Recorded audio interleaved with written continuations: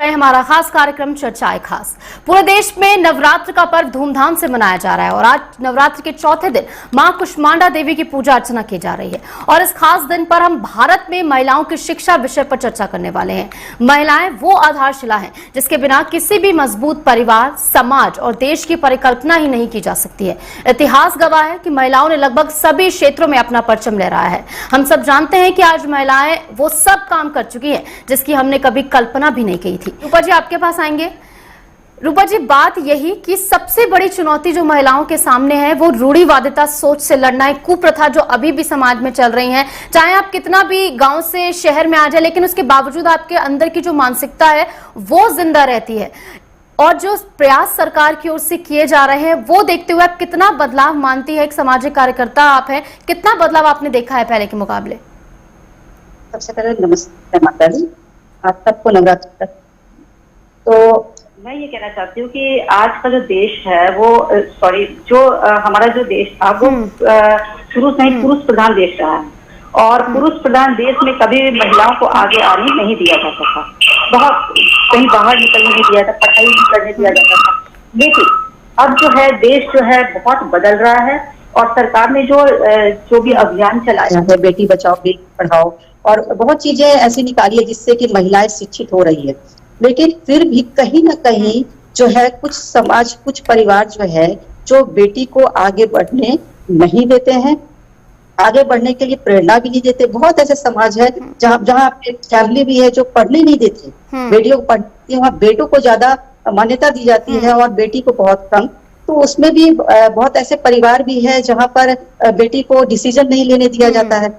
तो ये एक बहुत बड़ी एक मानसिकता, बहुत ये खराब मानसिकता है, क्योंकि बेटी को बेटों के बराबर नहीं माना जा रहा है। और बहुत जगह ऐसा भी है जहां बेटी को निकलने भी नहीं दिया जाता है। जब तक निकलेगी नहीं तब तक वो खुद को बदल नहीं सकती, ना ही समाज को बदल सकती है। और जिन ने बाहर निकला वो लोगों ने इतिहास रचा है, इतिहास जानता है, इतिहास गवाह है।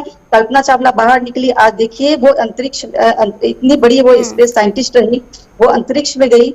मैं और एग्जांपल बताइए, सुनीता विलियम्स जो है, और हमारे जो भारत की जो प्रेसिडेंट है द्रौपदी मुर्मू जी, उनका भी देखिए, सुषमा स्वराज जी जो बाहर निकली, वो सब कुछ बनी। ये बहुत सारे एग्जांपल्स है, बहुत सारे एग्जांपल। तो सबसे बड़ी बात है जो सोच बदलना है वो है लड़कियों के लिए, कि लड़की को बाहर निकलने दिया जाए। क्योंकि एक महिला अगर पढ़ेगी ना तो पूरे परिवार को पढ़ाएगी, पूरा परिवार शिक्षित होगा, पूरा देश शिक्षित होगा और समाज शिक्षित होगा। और जब एक महिला, खुद भी नोटिस करेंगे, जब एक महिला पढ़ी लिखी होती है ना, समाज को बहुत ही सम्मान भरी दृष्टि से देखता है, सम्मान भरी इज्जत से देखता है कि ये तो महिला बहुत पढ़ी लिखी है ना। मैं खुद भी मेरे माता पिता ने खुद भी मुझे बहुत पढ़ाया है। मैंने बीएससी बायोटेक किया, एमएससी बायोटेक किया।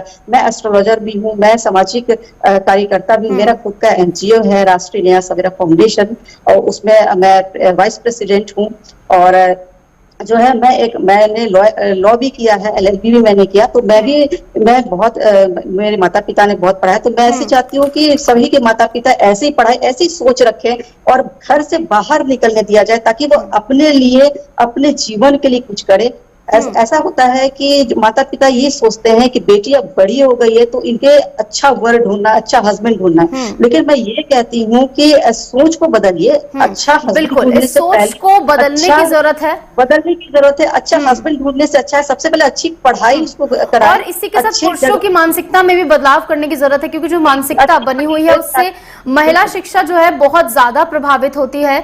फिलहाल आप हमारे साथ बने रहिएगा, लगातार इस चर्चा को आगे भी जारी रखेंगे। लेकिन इस बीच रुक रहे हैं एक छोटे से ब्रेक के लिए, लौटेंगे कुछ ही देर में।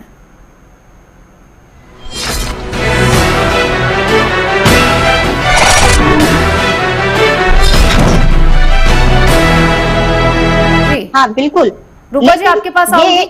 ग्रामीण इलाके की बात की गई कि वहां की महिलाएं जो है अशिक्षित होती हैं, तो उनको किस तरीके से आगे लाया जाए, फ्रंट रो में लाया जाए? हमारा एनजीओ है जिसमें हम लगातार काम करते हैं और हम जो है महिलाओं को आगे आने के लिए प्रेरित करते हैं। गांव में क्या करना चाहिए कि सबसे पहले देखिए, गांव जो है पूरी तरह से शिक्षित है नहीं, कहीं कहीं कुछ लोग ही पढ़े लिखे हैं।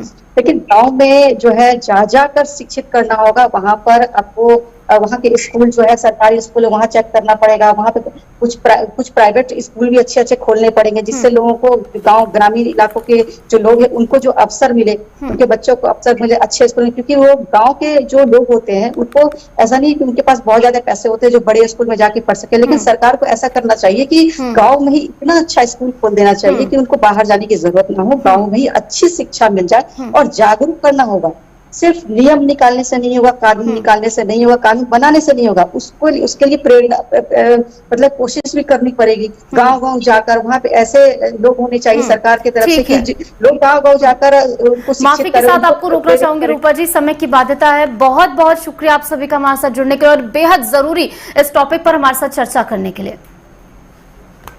तो फिलहाल के लिए हमारे इस खास कार्यक्रम चर्चाएं खास में इतना ही। दोबारा से फिर होगी मुलाकात। धन्यवाद।